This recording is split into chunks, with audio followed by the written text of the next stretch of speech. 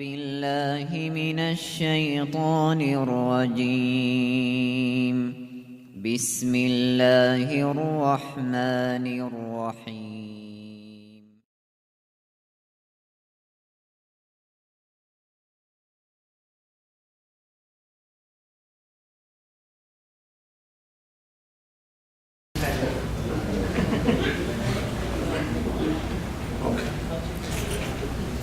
السلام عليكم ورحمة الله وبركاته. Come on guys, get some life in here inshallah for a good lecture inshallah tonight. Looking forward to your interaction and your discussion. I don't want to just be talking the whole time. I want to, share this with you and let's all share in it inshallah. So we start with the blessed name of Allah subhanahu wa ta'ala. And we send praise upon our Rasul sallallahu alayhi wa sallam, who brought us down this beautiful guidance and made us all brothers and sisters in Islam. And I'd like to start with that point, for it was the Rasul sallallahu alayhi wa sallam that told us, or he told the Sahaba radiyallahu anhum, as he sat and he cried about the people who believed in him and they haven't seen them. He cried for his brothers and for his sisters. And the Sahabi kind of had this kind of jealousy towards us. Because they're like, we're the Sahaba, we're the companions, we're your companions. And Rasul I'm saying, yes, you're my companions, but they're my brothers. Because all you have to do is you see me right in front of you. You see a Rasul sallallahu alayhi wa sallam speaking to the Sahaba, you see me right in front of you, and you believe in me. But what about the people who believe in me and dedicate their life to me and pray day and night and follow my guidance and follow my steps and believe in Allah subhanahu wa ta'ala and the teachings that He sent down with me, and they haven't even seen me? And so, I think that's a major accomplishment. And Rasulullah is appreciative of that. And Allah subhanahu wa ta'ala is al-shakur. He's appreciative. He appreciates even the little things. And when we come to a gathering like this, this is ibadah. We're sitting here and we're worshipping Allah subhanahu wa ta'ala. And we do it in a very beautiful way. So I ask, inshallah, for your utmost attention and to, inshallah, be a facilitator of the remembrance of Allah subhanahu wa ta'ala tonight. So we'll begin, inshallah. So the topic, you can't see it too well, but it says moving mountains. Here, I'll move to the first one. Moving mountains, evolving the community with the words of Allah subhanahu wa ta'ala.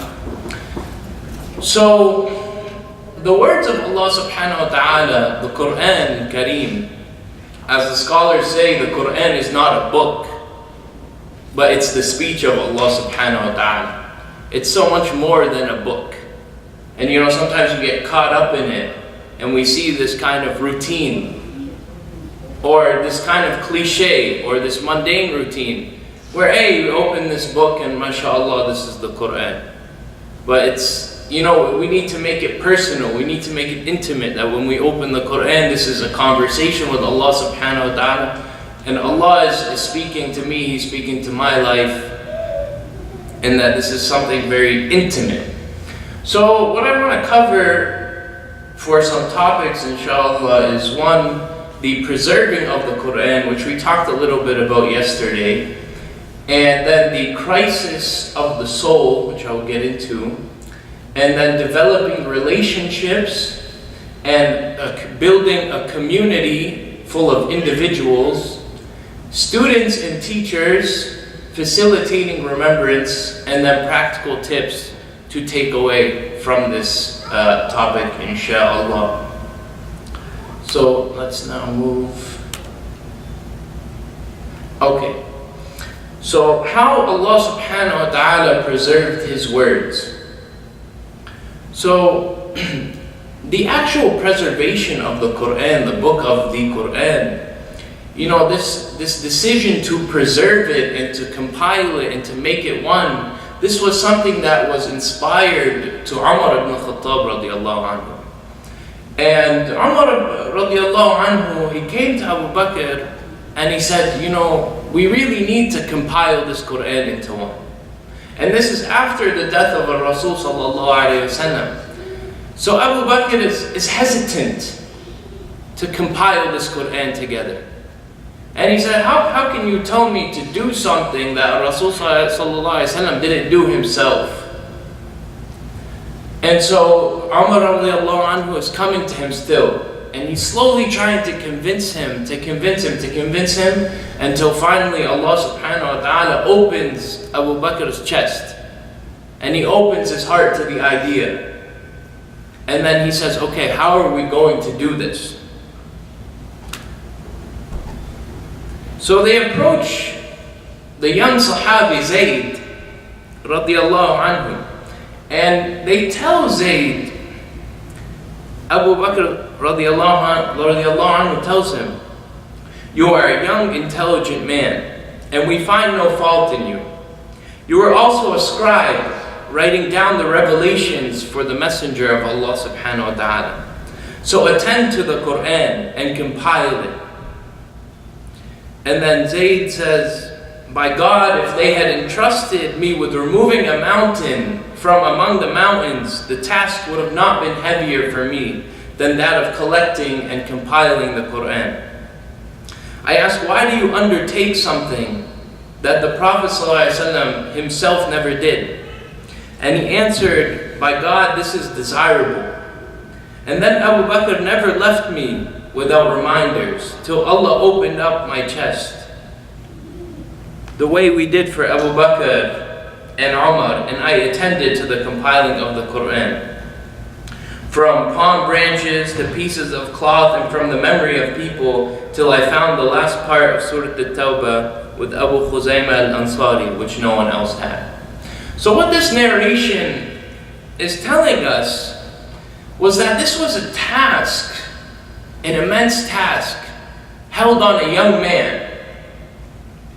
And so what we find here is that when we talk about the Quran, when we talk about developing communities through the Quran, what we're talking about is taking people who you wouldn't imagine to be superstars. You wouldn't imagine them to be, something amazing or something great, right? But it's that effort, and it's empowering those people at a younger age. Part of being a leader is to see the potential in your community, and to see every person in this community and in any community as a source and a resource of good.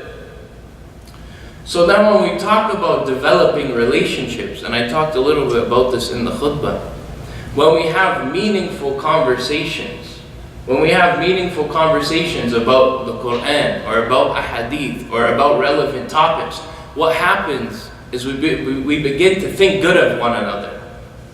We always have good thoughts of one another because we see people and we talk to people and they're talking good and they're speaking good, and we see them in a good environment and we don't see their sins and we don't see their shortcomings. So we begin to have good thoughts of one another. And then when we see one another as resources, and let me just give a quick example, for instance, insight into the Islamic personality. For instance, if I see a Muslim, I know he's Muslim. When I see him, I say, I want to rush to say salam to him. Why? Because there's immense reward in that. So I see my brother as a gold mine, kind of. I'm looking at them as, but not only that, but also as a source of closeness to Allah subhanahu wa ta'ala. That I'm doing this deed, and closeness to this brother means closeness to Allah subhanahu wa ta'ala. So you see that there's many angles. So we start to kind of transform the way we see our communities. So the first step to transforming the community through the words of Allah subhanahu wa ta'ala is to begin to have meaningful conversations. So then, when I go up to my brother, I say, Salamu alaikum, I talk about, what we're doing, what you're doing in life, etc. and so forth. We have all this small talk, right? But no one ever takes it to the point of, hey, let's reflect. This ayah that I reflected on, or mashallah, I heard in the recitation from Aisha, this beautiful ayah that reminded me of this. Or from the lecture, this reminded me of this. Or from something, an observation I made, or something I saw, something. When you talk about fruitful things and you have fruitful conversation, this sets up the stage to do great things. And this is how we develop through the words of Allah subhanahu wa ta'ala. The other thing that we really, that I wanted to take from this, is that everyone plays a role. When we talk about, this community and this Quran, and the Quran is the rope of Allah subhanahu wa ta'ala, which means that everyone can cling on to it. It doesn't discriminate in any way, shape, or form. So the other thing about the Quran is it's undeniable, no matter who you are. Even within sects of Islam, Sunni, Salafi, Shi'i, go sect after sect, Naqshbandi, whatever you want to call it. No one denies the Quran. At least from amongst us Muslims. So the Quran is a common ground. Yes, we have differences, we have different opinions. This guy has this madhab, and this one has other madhab. But the Quran is a place where we absolutely come together and we can find a common ground between us. So, what the word of Allah subhanahu wa ta'ala does is it facilitates unity between people. Right? Because I have my differences. But how much are we going to differ over the Quran? And that's the point that needs to play into that.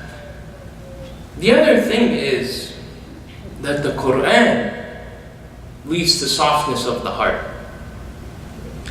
And so when we're constantly reflecting on fruitful things and believing good things of one another, we're in a state of softness. So we're facilitating good feelings and good vibes between one another. And so this is extremely important because we all, our iman jumps, it goes up and it goes down, and we're in a terrible state at times. But it takes two to spark conflict, right? It takes two people. So yes, say my heart is in a bad state and I'm thinking bad of you. But if you're in a good state, you're going to be patient. You're going to be forgiving. And that way it diffuses conflict. Because it takes two people. Right? If I have a sickness in my heart and you have a sickness in my heart, and you start arguing with me and I start arguing with you, boom, conflict, and no one wants to fix it. So the words of Allah subhanahu wa ta'ala, as we heard in the beautiful recitation, أَلَا بِذِكْرِ اللَّهِ تَطْمَئِنَّ الْقُلُوبِ. In the dhikr of Allah subhanahu wa ta'ala, the heart finds peace. In the remembrance of the Quran, in the hearing of the words of Allah subhanahu wa ta'ala, the heart finds peace. And as we talked about yesterday, trying to understand the words of Allah subhanahu wa ta'ala is so crucial. Because everyone plays a role. And this is what I want to get into as in the crisis of knowledge, the crisis of the soul.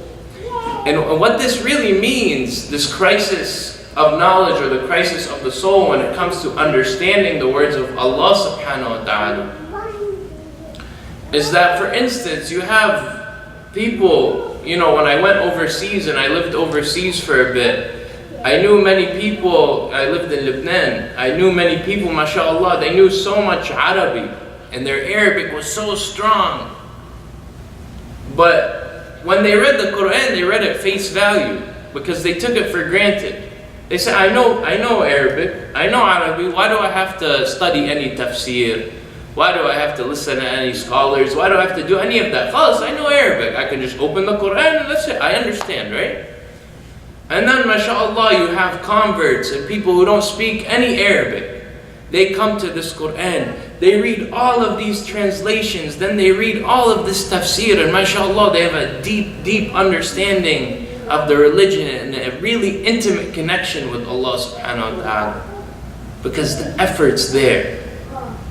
So this is kind of some of the crisis we find, that the ones who know Arabic, they don't strive to know more. And then you have people who are so passionate and they keep going and going and grabbing, taking and taking. So everyone plays a role. You know, when we have Arabic speakers and non-Arabic speakers, we need to use this to come together.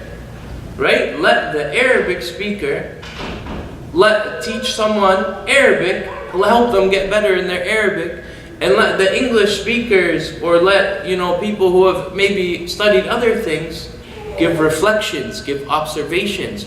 You know, it's a two-pronged attack. We need people, as I said in the beginning, I mentioned it, students and teachers. All of us, at any point, are students, and at any point, teachers.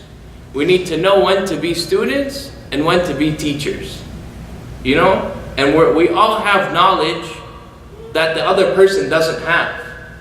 And people have knowledge that we don't have. So, kaman, when we see our brother, we're looking at someone who has knowledge that we don't have. So we want to soak up their knowledge. We want to soak up everyone's knowledge, right? And so this is where the words of Allah subhanahu wa ta'ala come into our lives and come into our relationships.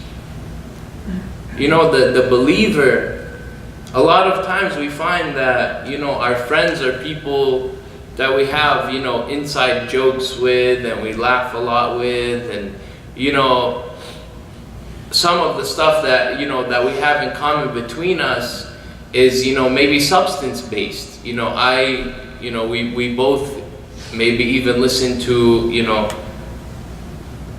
the same things, or do the same things, or watch the same movies, or, you know, if we're taking in the same type of media, and that's the commonplace between us. You know, that's all our relationship entails. But the relationship that has the Quran between them, and the words of Allah subhanahu wa ta'ala between them, and they're teaching one another, they're learning and teaching from one another, this is an eternal relationship. Right? Because on the day of judgment, everyone's going to be enemies except for al-muttaqun. You know? So, inshallah, may this gathering right here be a witness for us on that day. Ameen. And so, you know, when we come to, you know, these gatherings and we come to our communities, you know, that's what we're really looking at. We're looking at a band of brothers and sisters that have a greater purpose, that have greater insight. You know, someone who has the words of Allah subhanahu wa ta'ala in their heart as a companion is not equal to the one who does not. You know, and we live in, you know, a secular country for the most part, and we deal with non-Muslims all the time. And there's nothing wrong with being, you know, friendly with non-Muslims, being nice, even taking them as friends to some extent. You know, but the real friendships that we have and that we need are right here, in this community. And what we need between us is the Quran. And I think it's so important for all of us to really embrace the community, not necessarily as I'm going to go to this event or this event, but embrace the community in the heart, in here.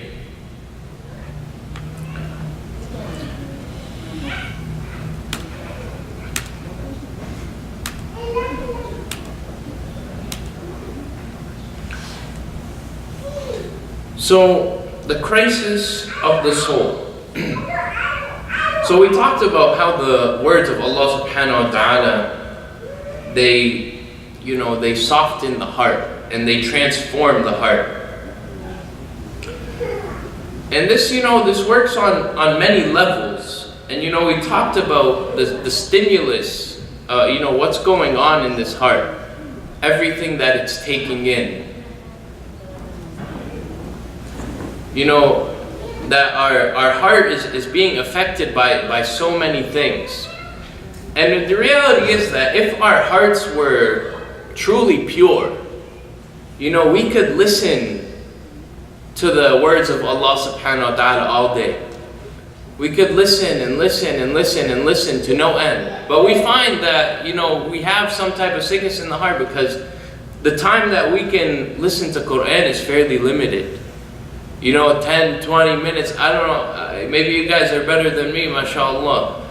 But there's a limited time, and we start to feel this type of sickness in our hearts.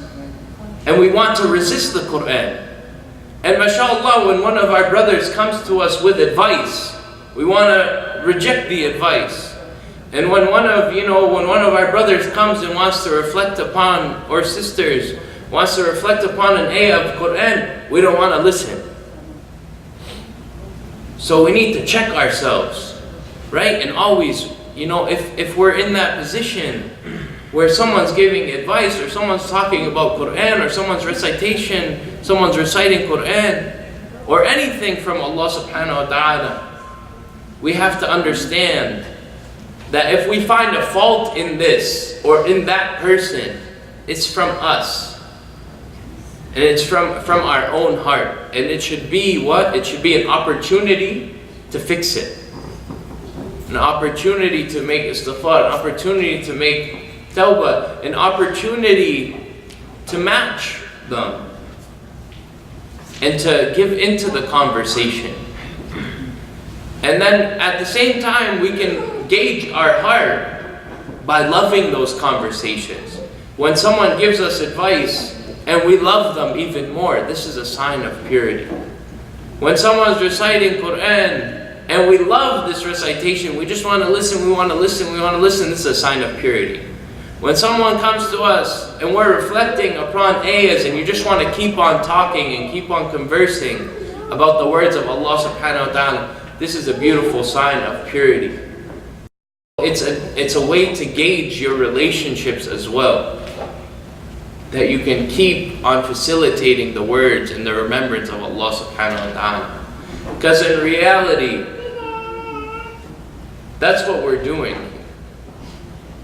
Our purpose here on this earth is to facilitate the remembrance of Allah subhanahu wa ta'ala more and more.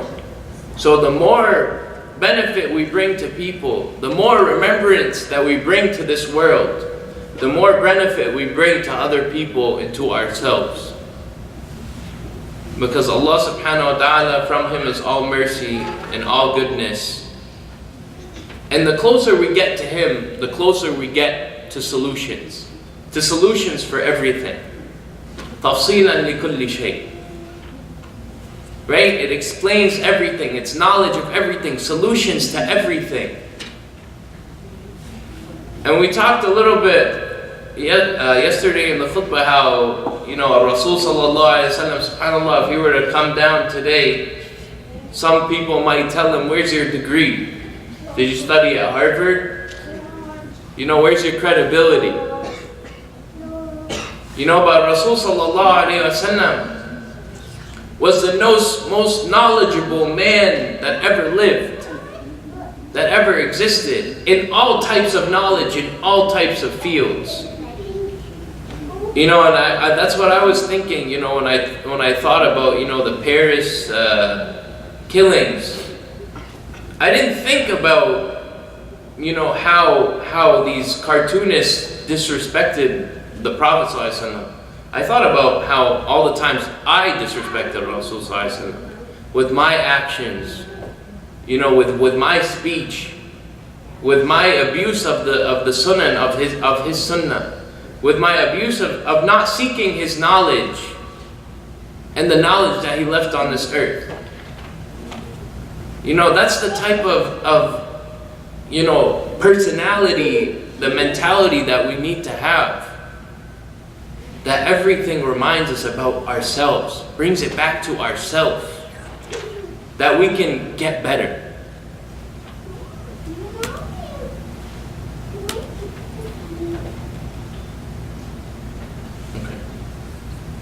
Ibn al-Qayyim rahimahullah, he said the 5 heart corruptors are excessive socializing, wishful thinking, attachment to others beside Allah, eating to one's fill, and sleep. So, Ibn al-Qayyim rahimahullah, he's saying excessive socializing hardens the heart. And the reality is that he's talking about the opposite of what I'm talking about. I'm trying to give a platform for beneficial socializing. Because when you have bad companions, when you have bad company, it will destroy you. But having good company is better than being alone and isolated. And Islam is a religion that is social. It's a social religion. That's why Salah in Jama'ah is 27 times better than Salah on your own. It's to facilitate you coming to this masjid, seeing other Muslims, meeting other Muslims, having those fruitful conversations. So, yes, socializing can harden your heart. But good company is better than being alone. So if you have the people around you that are doing everything we're talking about, having fruitful conversations, reflecting on the ayahs of Allah subhanahu wa ta'ala, thinking good of one another, being a resource to one another, being a student and a teacher for one another, then this is the best thing for you.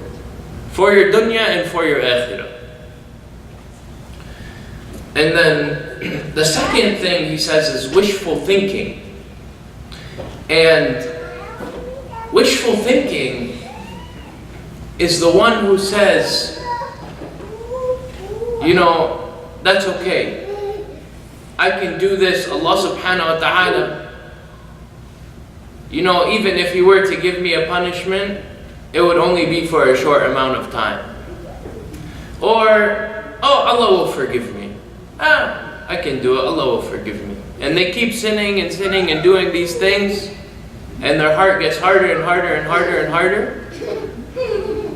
And the thing is, the people who think this, they rarely make tawbah. When we have this type of mentality, we're not in a position to go make tawbah. But the person who's fearing and doesn't want to disappoint Allah subhanahu wa ta'ala, you'll find them rush to make tawbah. The one who's expecting the punishment of Allah subhanahu wa ta'ala, he rushes to make tawbah, and he's the one, or she's the one who gets the forgiveness. So wishful thinking, yulhihimul amal, that the amal, the distraction, the hope distracts them and keeps them downward spiraling and keeps them hard. Attachment to others besides Allah subhanahu wa ta'ala. So when we have these type of relationships that we're talking about, these fruitful relationships, we're attached for the sake of Allah subhanahu wa ta'ala. Because what's between us, what makes us love one another, is the words of Allah subhanahu wa ta'ala. But again, the opposite, when we attach for other things, when those things are gone, that relationship is gone. And so that attachment really hurts the heart. And it hardens the heart.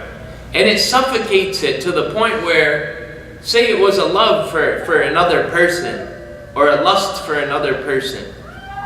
You end up worshiping that person. And this is very relevant to those who are married, because often what may happen in marriage is you begin to love this other person, and Allah subhanahu wa ta'ala kind of becomes a secondary thing in this relationship. He doesn't become he's no longer the core of it. He's kind of just Allah subhanahu wa ta'ala. I mean, astaghfirullah. But there really needs to be, especially in a spouse relationship, the emphasis that Allah subhanahu wa ta'ala is the point for both people. He is the goal for both people. He is the reason why they came together. And let me tell you something. If He's not, then what happens is your heart's going to get hard. And when your heart's hard, and Allah subhanahu wa ta'ala is no longer the center of it, then when shaitan's waswasa comes, and he's causing fights between you and your wife, or your wife and you, it's going to be easy for that relationship to come right apart. So it's really crucial, especially in those relationships, that both people keep their heart as soft as possible. And like I said in the beginning, it takes two. It takes two people to have hard hearts, to cause conflict. But if one of them is patient, one of them is forgiving, one of them knows the remembrance of Allah subhanahu wa ta'ala, they can pierce the other's heart. If the both people are fearing Allah subhanahu wa ta'ala and they love Allah subhanahu wa ta'ala, you know how to pierce their heart with the remembrance of Allah subhanahu wa ta'ala, and then change and start a cycle of softness again. And then the last one is eating to one's fill and sleep.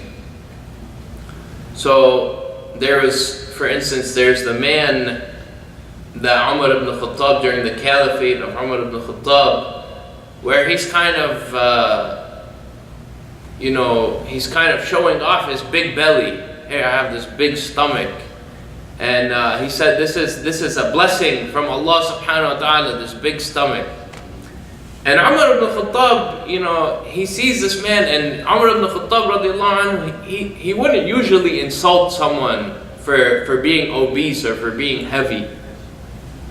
But why he decides to do what he does is because this man is promoting his big belly. He's saying this is from the blessings of Allah subhanahu wa ta'ala.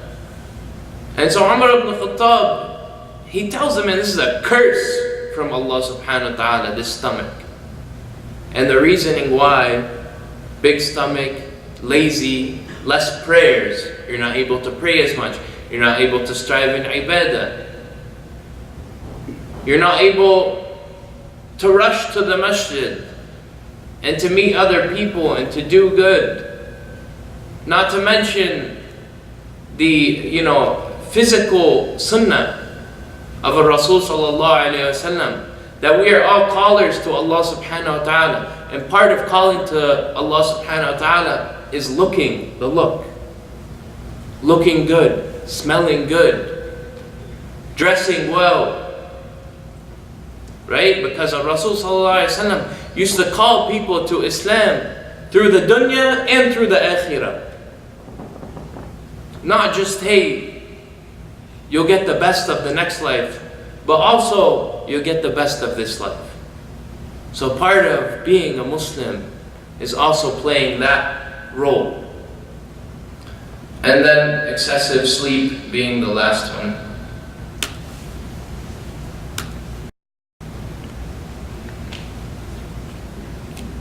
So this is a hadith of Rasul sallallahu alayhi wasallam here in blue. The best of God's servants are those who, when seen, remind you of God. And the worst of God's servants are those who spread tales to do mischief and separate friends and look for the faults of the good. So Rasul sallallahu alayhi wasallam, he's saying that the best people that you need to have as friends, the people that you need to have in your life and in your community, these are the people that when you see them, they reflect on some type of verse. They do something with the words of Allah subhanahu wa ta'ala, or they have done it in the past, or they do some type of sunan of Rasul sallallahu alayhi wa sallam, or they have a brightness to them or a charisma to them, that you love them for the sake of Allah subhanahu wa ta'ala, instantly they remind you of Allah subhanahu wa ta'ala without even trying. It begins to become an effortless, aroma or a fragrance. And then the worst of God's servants are those who spread tales to do mischief and separate friends. So what happens, when we're not talking about Allah subhanahu wa ta'ala, when we're not reflecting on the words of Allah subhanahu wa ta'ala, what's happening? We're going to be talking about something else. So if we're not talking about these important ideas, we're going to be gossiping, we're going to be backbiting, we're going to be talking about something meaningless. And this is going to lead to some type of conflict.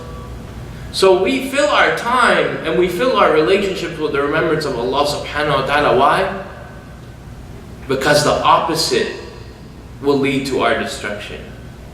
The opposite will corrupt us. So, rarely do you find a middle ground. Rarely do you find, that someone's not talking about the remembrance of Allah subhanahu wa ta'ala, but they're staying away from harmful topics. You'll rarely ever find this. So we fill ourselves and fill our time and fill our relationships with the remembrance of Allah subhanahu wa ta'ala, because that will protect us from anything else. And look for the faults of the good. None of us are perfect, we all have faults, but the best of us and those with soft hearts, we're always looking for good in other people. Always, constantly. And this is what will allow a community to develop. Because you're not looking at people's faults, and you see the good in them, because everyone has good in them. And then you say, hey brother or hey sister, join us for this, or join us for that. We have brothers' recitation circle, etc. We're working on this, we're working on that. And then you're not shy to talk about good things with them. That happens to us all. If we may know someone who's not so practicing, and we're shy to ask them to pray. Hey, will you come pray Dhuhr with me? It happens in college all the time. I know brothers who are Muslim, but they don't really practice. But I try to see the good in them, so I invite them. Hey, let's pray Dhuhr together. A lot of times they do it. And then a lot of times they follow it up. And then a lot of times they're there more than me. So seeing the good in people is crucial to developing a community. And it's done through the remembrance of Allah subhanahu wa ta'ala. And it's done through this Quran Kareem that Allah subhanahu wa ta'ala sent with us out of His mercy upon us. So this is just a quote that I put down, that we are defined by the strength of each individual. This community, this masjid, mashallah, every time I'm here, I'm amazed. It's always clean. Everyone in it's always smiling and happy. The food is always amazing. No matter what it is, top to bottom, Masjid Yusuf's always, impressing. And it really wouldn't be possible without the strength of each person that comes and brings something to it. So really, we really are defined by the strength of each individual. And it's important that we pick one another up. We pick one another up and bring them to the Quran. We bring each other to the Quran. It has to be about the Quran. It has to be about the words of Allah subhanahu wa ta'ala. Because nothing is going to intercede for us on the Day of Judgment like the Quran and like the Prophet sallallahu alaihi wasallam. So keep pushing. We all have jobs, we all have careers, we all have so many things going on. But we can't be the people that neglected the Quran. We don't have a choice. So we really need to make this effort to develop the Quran and the love of it through one another and through this community. And the last quote, and hold firmly to the rope of Allah altogether and do not become divided. Assalamu alaikum wa jazakum Allahu khairan. Allahumma salli wa sallam wa barik ala Sayyidina Muhammad wa ala alihi wa sahbihi ajma'in. I think we can open up Q&A if anyone has any questions. And inshallah we'll be having dinner downstairs. I apologize if I took too long. No, 8:35 is not bad actually. Yeah, any questions? Please, can you explain that yesterday just before Salah, you just say that you remember that maybe this is your last prayer. So how it helps in the concentration in the Salah? So I said, Sallu salatan muwadda'atan, pray as if it's your last prayer. So, Rasul sallallahu alayhi wa sallam, he said, increase your remembrance of death. That we as Muslims, we remember death constantly. And what does remembering death do? It allows us to live. Right? Because if we live and we think, mashallah, we're going to live for so many years, we become complacent. We don't try. We're not grateful for this time that we have. And so when we pray as if it's our last prayer, we're imagining that after this prayer, that's it. It's over. It's our mini qiyamah, because we're going to our grave.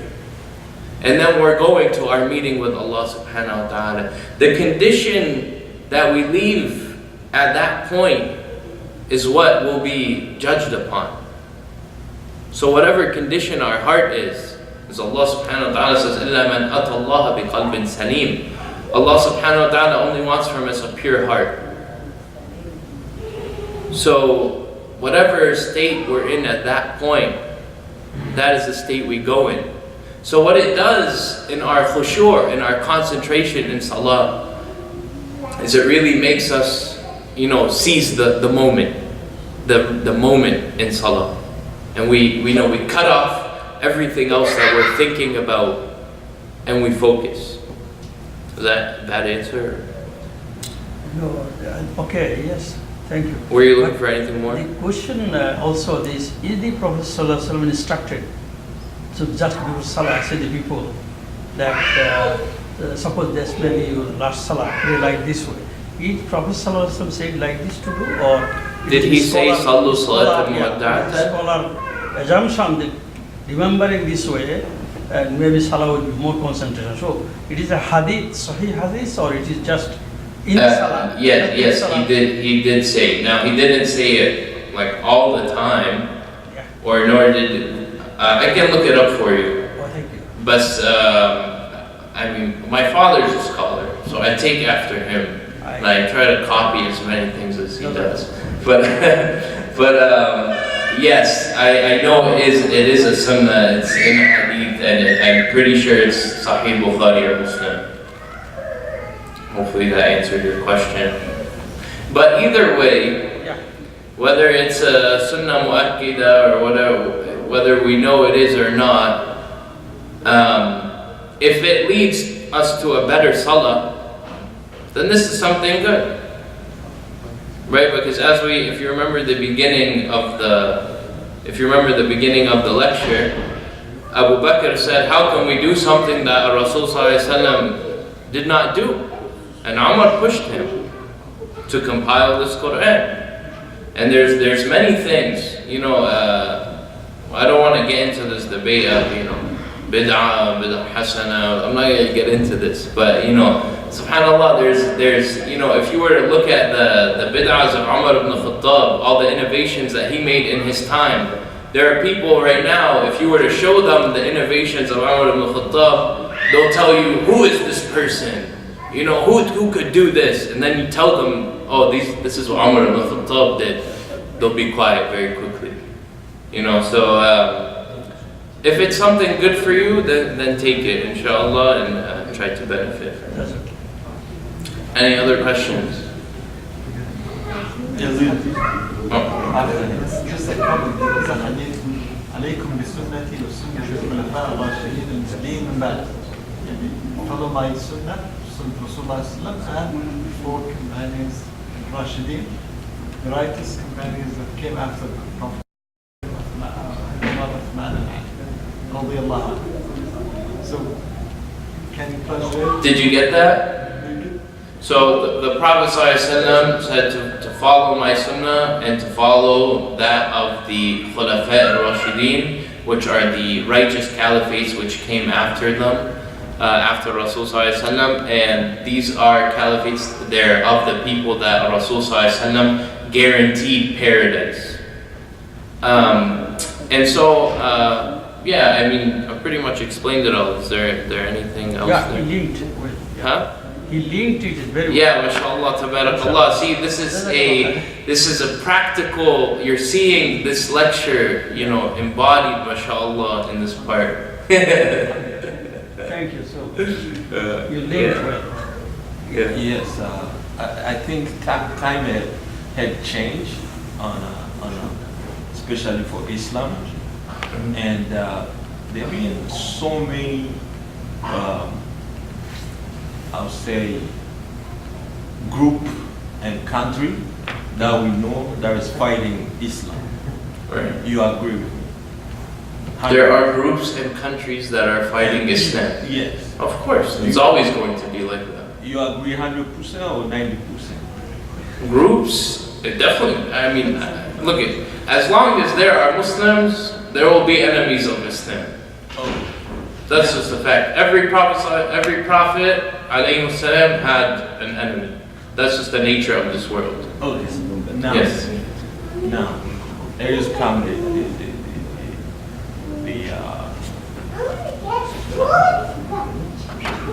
I want to make it fashion, so to understand we all have a small stone. A small contribution. Mm-hmm. Depend what country or depend where Islam started from. So, like you said, the example of the cartoon. Mm-hmm. You don't build religion or Islam with hatred. No, sir. You agree 100% or 90%? I agree 100%, 110%. Okay. So now tell us how we gonna be a mirror, how we gonna be answer to these people we trying to build Islam. Right. There's something, amazing about hate and violence. And part of it is the satisfaction of it. That, they make these, cartoons or people hate or they cause violence because the way they provoke reaction brings them satisfaction. So sometimes we have to understand that yes, we may need to answer, but really, sometimes showing them that we're not affected by it, showing them that we're confident in our Islam, showing them, as Allah subhanahu wa ta'ala says, لَيْسَ بِظَلَّامٍ لِلْعَبِيدِ. Allah doesn't need us, Allah doesn't need them, but our hearts need Allah subhanahu wa ta'ala. So yes, we can look at the politics of everything, but the solution is still in the Quran. The solution is still that we need this Quran, and that when we develop as communities, then we can come together and say, this is the proper response. Right? Because the Quran breeds unity. Do you think our communities are united? Even on a local scale, do you feel unity between Muslims or masajid? We have masajid in this state that can't get along with one another. How are you gonna unite a whole country or unite these Muslims or this Muslims? We can't even do it in our own masjid. That's because we don't know how to come together for the Quran. We let our hearts fester up, this anger, or the ego puts within us and makes us power hungry. We're still caught up in our own circles. How can we stand up and make responses to these political movements or anything? But yet again, people are answering. As you look, if any of you guys are on social media, on Facebook or anything, you saw the trending hashtag, "Who is Muhammad?" Where all Muslims and all scholars and everyone's going out on Facebook and Twitter and everything, and they're writing beautiful things about Rasul Sallallahu Alaihi Wasallam, and they're putting hashtag, "Who is Muhammad?" And then you're having people who know nothing about Islam or who thought badly of Islam, and now from this coming up, they want to know who is Muhammad. So they research and they research and they research. Then they show up to masajid or they meet Muslims and they convert. For every one of those terrorists or extremists who are abusing the religion, Allah subhanahu wa ta'ala is bringing someone new into the religion. He's putting people and He's replacing them with people who will benefit this religion.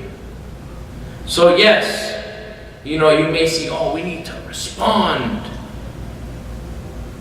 But we need to respond first in here, and with the Quran, and with our children. People saying, hey, we need a Khalifa, and we need a Sharia, we need all these things. But we haven't even brought the light of Islam into our houses yet, and within our children, and now we want these massive movements. We need to bring it home a little bit. Is that a good answer, or is that not what you were looking for? I don't know. You been in South Africa? I have never been to South Africa. Okay. I'm from Africa. Okay. In South Africa, we have people coming from all over with the intentions. I don't know, intention in your heart, like when you want to make salat. In your heart, you're doing not for money or no one pay you do because that's the place you feel you have to be. Okay. And that's the place you have to answer your soul. Right. Like you're moving to a place not by force. Okay. Not for money. Like with dignity. Like you're a man with value and integration and the dignity. Okay. So. And then it comes to in a time that you say we are all gonna die, right? And some people, we all die. We all are. Please don't say that. We will die. I think that's the most certain thing I said all night. So this is, you say this is Jannah for some other people here, or Jannah still to Allah? When you're moving your soul, or you're moving wherever you think it was your expansions, or this is a plan for Allah, or this is a plan because the Quran being preserved. Right. It being preserved because it's the speech of Allah. Right. So I don't know if we are the same roots. Yeah, I mean, I didn't focus on it too much in the lecture just because I talked about it yesterday in the khutbah. It was like, all one package. Yeah. So that part of it I did talk about, but we're on the same page for sure. But what was the last part of your question? This is Jannah here on the earth, or is Jannah for Allah? Okay. That we wait. So, yes, Jannah is with Allah subhanahu wa ta'ala. However, there is a beautiful, beautiful saying of Ibn Taymiyyah rahimahullah, where he says that there's a Jannah in this world. There's a Jannah in this world. And he says, those who don't enter the Jannah of this world will not enter the Jannah of the next. And his students were kind of thrown off to him. Oh, how is there a Jannah in this world? And he said, the Jannah, the paradise of this world, is the remembrance and the love of Allah subhanahu wa ta'ala. So when you remember Allah subhanahu wa ta'ala, when you love Him, when you're having those feelings of peace and contentment of the heart and purity of the heart, that is a piece of Jannah. That is achieving heaven on earth. Not any type of desires, not as much drink as you want, or woman, or men, or people, or all of these things that we think about when we think about Jannah, when we think about paradise, we think about heaven. But the best part of heaven is the one that we already have, and that's the remembrance of Allah subhanahu wa ta'ala. Is that a good answer? I don't know. I mean, I don't know what you're looking for. No, you said we are on the same route. So as long as we're on the same route. Inshallah. Just remember, no matter what the problem is, by Allah subhanahu wa ta'ala, the Quran is the answer. Inshallah. And I know that sounds really simplified and really cliche, and like, man, I've heard that a million times. But Allah subhanahu wa ta'ala has made this religion very easy for us. And this is a blessing upon us. We're good? Sisters, you have any questions? MashaAllah, great listeners over there. Huh? Oh, is it? Okay, Jazakumullah khairan, barakallahu feekum. It's really a pleasure to be here. Enjoy dinner, inshallah. Assalamu alaikum.